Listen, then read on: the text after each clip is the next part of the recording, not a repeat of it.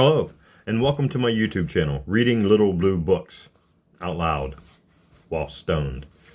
Today we're going to start part 2 of Little Blue Book number 125, and it is titled War Speeches and Addresses of Woodrow Wilson. Woodrow Wilson was our 13th president, and he served as president from 1913 to 1921. He served 2 terms. Main thing was he was our president during World War I. So, part 2 is going to involve at least probably 2 speeches. And the first one will be urges war against Germany. And this is Woodrow Wilson's address to Congress on April 2nd of 1917. I have called the Congress into extraordinary session because there are serious, very serious choices of policy to be made, and made immediately, which it was neither right nor constitutionally permissible that I should assume the responsibility of making. On the 3rd of February last, I officially laid before you the extraordinary announcement of the Imperial German government that on and after the 1st day of February it was proposed to put aside all restraints of law or of humanity and use its submarines to sink every vessel that sought to approach either the ports of Great Britain or Ireland or the western coasts of Europe or any of the ports controlled by the enemies of Germany within the Mediterranean. And that was in the previous video, first speech. That had seemed to be the object of the German submarine warfare earlier in the war, but since April of last year, the imperial government had somewhat restrained the commanders of its undersea craft in conformity with its promise then given to us that passenger boats should not be sunk, and that due warning would be given to all other vessels which its submarines might seek to destroy. When no resistance was offered or escape attempted, and care taken that their crews were given at least a fair chance to save their lives in their open boats. The precautions taken were meager and haphazard enough, as was proved in distressing instance after instance in the progress of the cruel and unmanly business, but a certain degree of restraint was observed. The new policy has swept every restriction aside. Vessels of every kind, whatever their flag, their character, their cargo, their destination, their errand, have been ruthlessly sent to the bottom without warning and without thought of help or mercy for those on board. The vessels of friendly neutrals along with those of belligerents, even hospital ships and ships carrying relief to the sorely bereaved and stricken people of Belgium, though the latter were provided with safe conduct through the prescribed areas by the German government itself, and were distinguished by unmistakable marks of identity, have been sunk with the same reckless lack of compassion or of principle. I was for a little while unable to believe that such things would in fact be done by our government, by any government that had hitherto subscribed to the humane practices of civilized nations. International law had its origin in the attempt to set up some law which would be respected and observed upon the sea, where no nation had right of dominion and were law of free highways of the world. By painful stage after stage has that law been built up with meager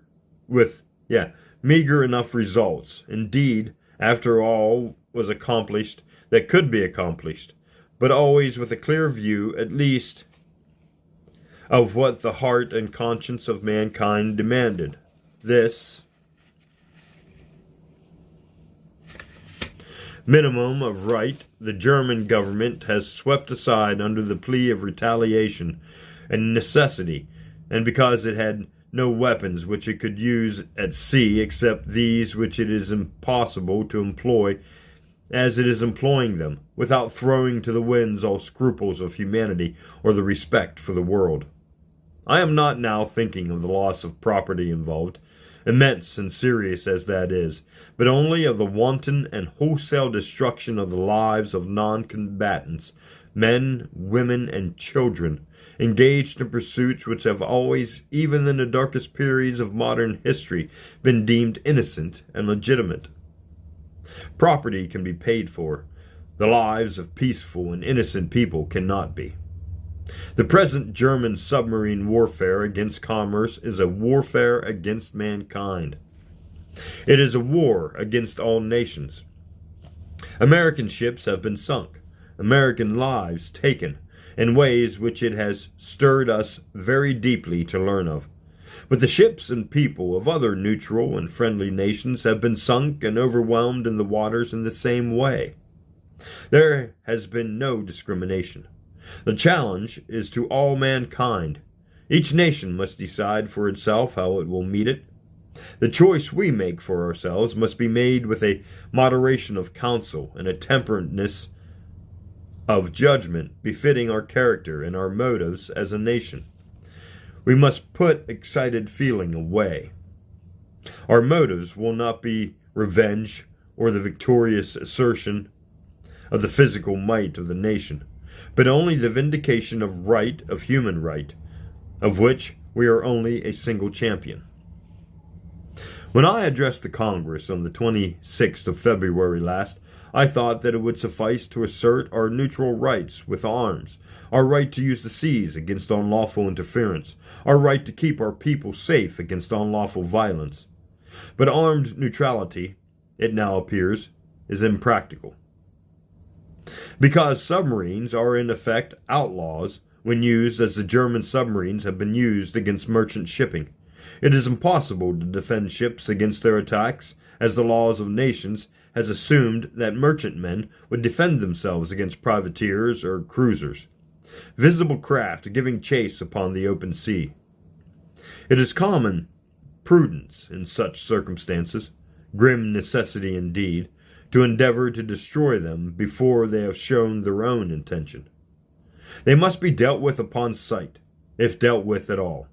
The German government denies the right of neutrals to use arms at all within the areas of the sea which it has prescribed, even in the defense of rights which no modern publicist has ever before questioned their right to defend. The intimation is conveyed that the armed guards which we have placed on our merchant ships will be treated as beyond the pale of law and subject to be dealt with as pirates would be.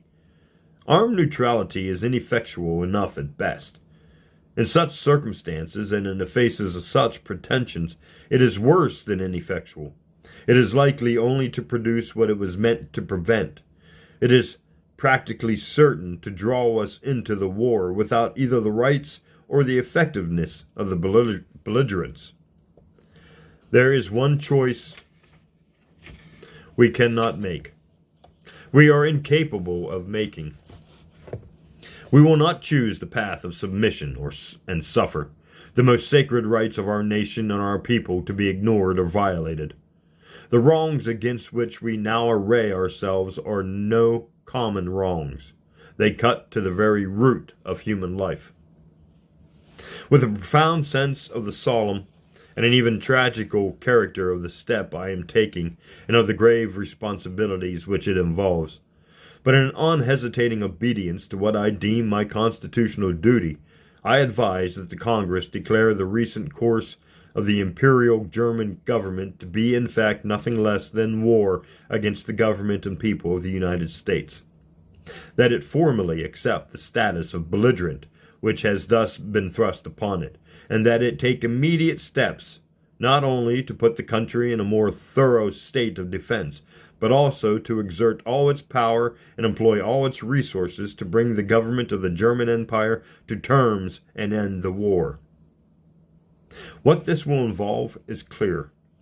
It will involve the utmost practicable cooperation in counsel and action with the governments now at war with Germany, and an incident to that the extension to those governments of the most liberal financial credits, in order that our resources may so far as possible be added to theirs. It will involve the organization and mobilization of all the material resources of the country to supply the materials of war and serve the incidental needs of the nation in the most abundant and yet the most economical and efficient way possible. It will involve the immediate full equipment of the Navy in all respects, but particularly in supplying it with the best means of dealing with the enemy's submarines. It will involve the immediate addition to the armed forces of the United States, already provided for by law in case of war, at least 500,000 men. We should, in my opinion, be chosen upon the principle of universal liability to serve, and also the authorization of subsequent additional increments of equal force so soon as they may be needed and can be handled in training. It will involve also, of course, the granting of adequate credits to the government sustained, I hope, so far as they can equitably be sustained by the present generation by well-conceived taxation. I say sustained as far as may be equitable by taxation, because it seems to me that it would be most unwise to base the credits which will now be necessary entirely on money borrowed. It is our duty, I most respectfully urge, to protect our people so far as we may against the very serious hardships and evils which would be likely to arise out of the inflation which would be produced by vast loans. In carrying out the measures by which these things are to be accomplished, we should keep constantly in mind the wisdom of interfering as little as possible in our own preparation and in the equipment of our own military forces with the duty, for it will be a very practical duty, of supplying the nations already at war with Germany with the materials which they, turning pages, which they can obtain only from us or by our assistance. They are in the field, and we should help them in every way to be effective there. I shall take the liberty of suggesting, though the several executive departments of the government, for the consideration of your committees, measures for the accomplishment of the several objects I have mentioned. I hope that it will be your pleasure to deal with them as having been framed after very careful thought by the branch of the government upon which the responsibility of conducting the war and safeguarding the nation will most directly fall. There's a D there, and there's a couple typos in this thing that confuses me. While we do these things, these deeply momentous things, let us be very clear, and make very clear to all the world what our motives and our objects are. My own thought has not been driven from its habitual and normal course by the unhappy events of the last 2 months, and I do not believe that the thought of the nation has been altered or eluded by them. I have exactly the same things in mind now I had in mind when I addressed the Senate on the 22nd of January last. The same that I had in mind when I addressed the Congress on the 3rd of February and on the 26th of February. Our object now, as then, is to vindicate the principles of peace and justice in the life of the world as against selfish and aristocratic power, and to set up amongst the really free and self-governed peoples of the world such a concert of purpose and of action as will henceforth ensure observance of these principles. Naturally, is no longer feasible or desirable where the peace of the world is involved in the freedom of its peoples, and the menace to that peace and freedom lies in the existence of autocratic governments backed by organized force, which is controlled wholly by their will, not by the will of their people. We have seen the last of neutrality in such circumstances. We are at the beginning of an age in which it will be insisted that the same standards of conduct and of responsibility for wrong done shall be observed among nations and their governments that are observed among the individual citizens of civilized states. We have no quarrel with the German people. We have no feeling towards them but one of sympathy and friendship. It was not upon their impulse that their government acted in entering this war. It was not with their previous knowledge or approval. It was a war determined upon as wars used to be determined upon in the old, unhappy days when peoples were nowhere consulted by their rulers, and war were provoked and waged in the interest of dynasties or of little groups of ambitious men who were accustomed to use their fellow man as pawns and tools. Self-governed nations do not fill their neighbor states with spies or set the course of intrigue to bring about some critical posture of affairs which will give them an opportunity to strike and make conquest. Such designs can be successfully worked out only under cover and where no one has the right to ask questions. Cunningly contrived plans of deception or aggression carried, it may be, from generation to generation, can be worked out and kept from the light only within the privacy of courts or behind the careful guarded confidences of a narrow and privileged class. They are happily impossible when public opinion commands and insists upon full information concerning all the nation's affairs. A steadfast concert for peace can never be maintained except by a partnership of democratic nations. No autocratic government could be trusted to keep faith within it or observe its covenants. It must be a league of honor, a partnership of opinion. Intrigue would eat its vitals away.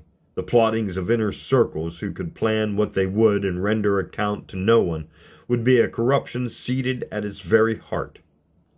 Only free people can hold their purpose and their honor steady to a common end and prefer the interest of mankind to any narrow interest of their own. Does not every American feel that assurance has been added to our hope for the future peace of the world by the wonderful and heartening things that have been happening within the last few weeks in Russia? Russia was known by those who knew it best to have been always, in fact, democratic at heart, in all the vital habits of her thought, in all the intimate relationships of her people. They spoke their natural instinct, their habitual attitude towards life. The autocracy that crowned the summit of her political structure, long as it had stood and terrible as was the reality of its power, was not in fact Russian in origin, character, or purpose. And now it has been shaken off, and the great generous Russian people have been added, in all their naive majesty and might, to the forces that are fighting for freedom in the world, for justice, and for peace. Here is a fit partner for a league of honor.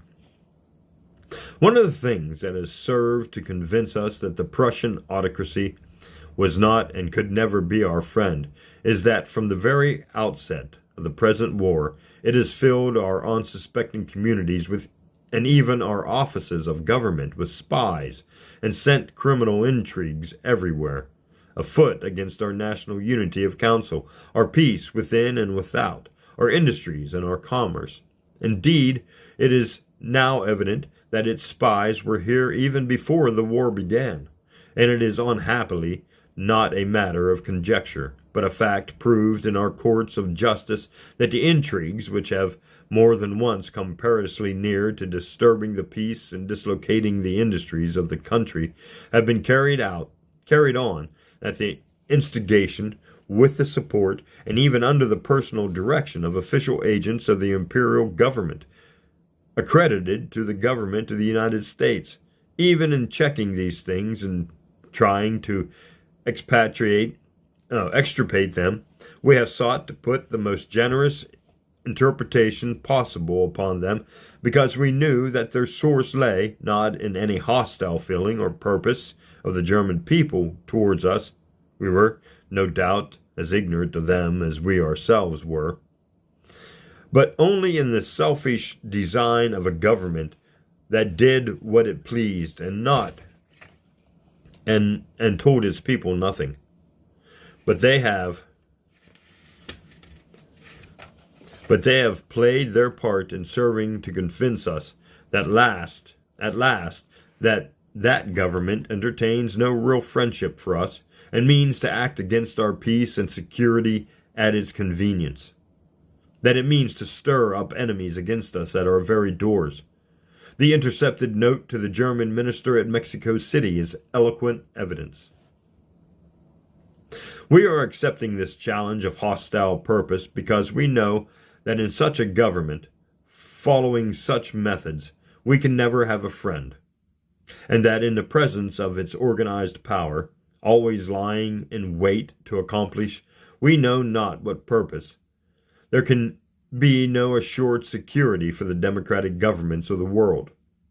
We are now about to accept gauge of battle with this natural foe to liberty, and shall, if necessary, spend the whole force of the nation to check and nullify its pretensions and its power.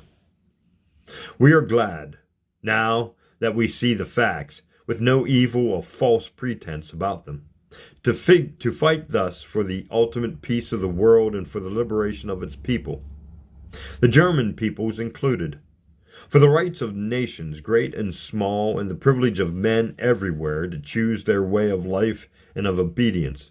The world must be made safe for democracy. Its peace must be planted upon the tested foundations of political liberty. We must have no selfish end to serve. We desire no conquest, no dominion. We seek no indemnities for ourselves, no material compensation for the sacrifices we shall freely make. We are but one of the champions of the rights of mankind. We shall be satisfied when those rights have been made as secure as the faith and the freedom of nations can make them.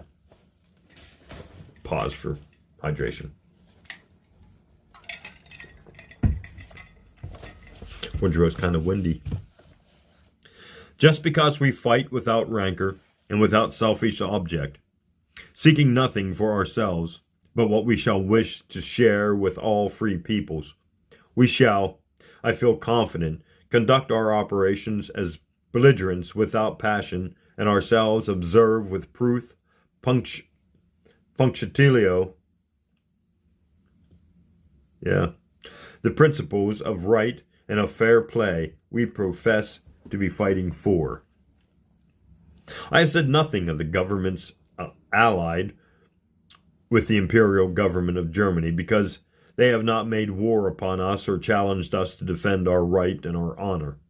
The Austro-Hungarian government has, indeed, avowed its unqualified endorsement and accepted of the reckless and lawless submarine warfare adopted now without disguise by the imperial German government, and it has therefore not been possible for this government to receive Count Tarnowski, the ambassador recently accredited to Austria-Hungary. But that government has not actually engaged in warfare against citizens of the United States on the seas, and I take the liberty, for the present at least, of postponing a discussion of our relations with the authorities at Vienna. We enter this war only where we are clearly forced into it, because there are no other means of defending our rights. It will be all the easier for us to conduct ourselves as belligerents in a high spirit of right and fairness, because we act without animus, not in enmity towards a people, or with the desire to bring an injury or disadvantage upon turning the page. Disadvantage upon them, but only in armed opposition to an irresponsible government which has thrown aside all considerations of humanity and of right and is running amok. We are, let me say again, the sincere friends of the German people, and shall desire nothing so much as the early re-establishment of intimate relations of mutual advantage between us. However hard it may be for them, for the time being, to believe that this is spoken from our hearts, we have borne with their present government through all these bitter months because of that friendship, exercising a patience and forbearance which would otherwise have been impossible. We shall, happily, still have an opportunity to prove that friendship in our daily attitude and actions towards the millions of men and women of German birth and native sympathy who live amongst us and share our life. And we shall be proud to prove it towards all who are in fact loyal to their neighbors and to the government in the hour of test. They are, most of them, as true and loyal Americans as if they had never known any other fealty or allegiance. They will be prompt to stand with us in rebuking and restraining the few who may be of a different mind and purpose. If there be disloyalty, it will be dealt with a firm hand, a stern repression, but if it lifts its head at all, it will lift it only here and there and without countenance, except from a lawless and malignant few. It is a distressing and oppressive duty, gentlemen of the Congress, which I have performed in thus addressing you. There are, it may be, many months of fiery trial and sacrifice ahead of us. It is a fearful thing to lead this great peaceful people into war, into the most terrible and disastrous of all wars, civilization itself seeming to be in the balance.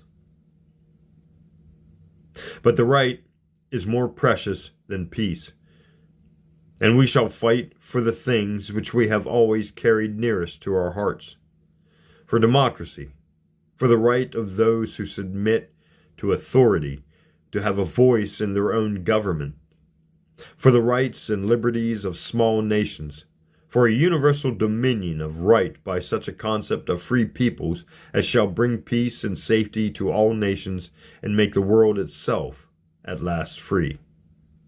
To such a task we can dedicate our lives and our fortunes, everything that we are and everything that we have, with the pride of those who know that the day has come when America is privileged to spend her blood and her might for the principles that gave her birth and happiness and the peace which she has treasured.